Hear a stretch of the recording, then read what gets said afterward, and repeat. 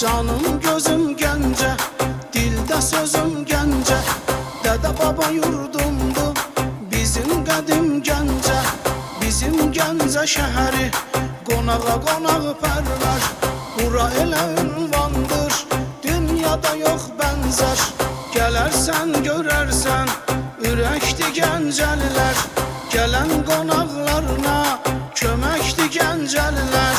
Qəhrəman şəhərdir, Cəngavər fələngdi, Bakı Qartal burnu, Caynağı Gəncədir.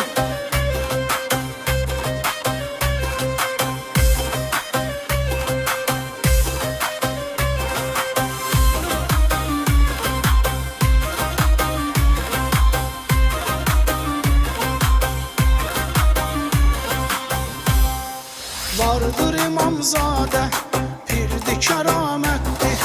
Yatır imam evladı, böyük ziyarətdir. Xəstə olan kəslər tapar dərdə dərman. Allahın izni ilə şəfa tapır çox insan. Nizami Gəncəvimiz dillərə dastandır. Bütün dünya tanıyır, dahi bir insandır.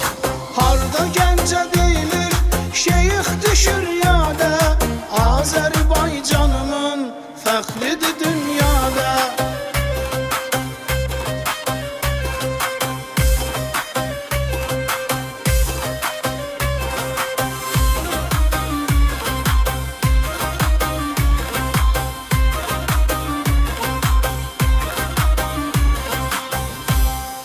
Cavad xanın yurdu, igidlər məkanı. Unudulmaz heç vaxt xanı qəhrəmanı. Vətənim Azərbaycan, hər yeri cənnətdir. Gəzd olan hər yanı, güldü təravətdir.